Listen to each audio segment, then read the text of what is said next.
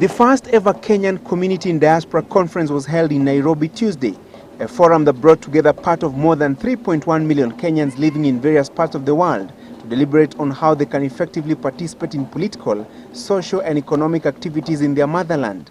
The new constitution has recognized Kenyans in diaspora and granted them rights to vote and dual citizenship.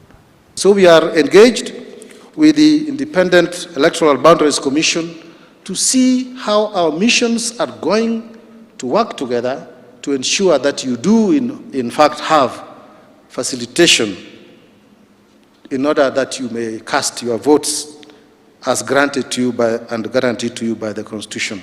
The Kenyan community in diaspora will therefore be allowed to vote in a Kenyan general election beginning with the 2012 polls. The 3.1 million Kenyans have a sizable voting bloc that will no doubt determine how the scales tilt in next year's race to State House. To ease the logistical burden, the IEBC had proposed that Kenyan embassies, missions and consuls be used as polling stations in the 2012 polls for Kenyans in diaspora, a proposal that has been faulted by the community. So if you have election polling station at the Kenya embassy in Washington, D.C., for example, and you live in Colorado, you'll have to catch a plane, fly all the way to Washington, D.C., and back. And by the time you're back, you'll have spent almost $2,000. Now the question is that free and fair? The electoral body is planning to roll out an electronic voter registration exercise next year, targeting 20 million Kenyans, both locally and abroad. So the voter registration exercise is very important. We are required to do it both here in Kenya and abroad. Kenyans who are living in the diaspora, we have to register them.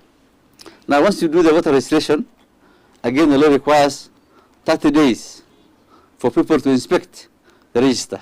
However, there are growing fears that the electronic voter registration could be tampered with to influence the electoral process, including the outcome.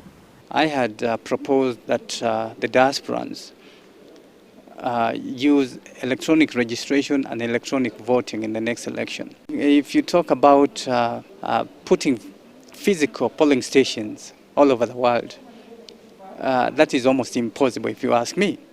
The Independent Electoral Boundaries Commission Chairman Ahmed Isaac Hassan is in the United States on a preparatory tour before the Commission embarks on a voter registration exercise ahead of the 2012 polls.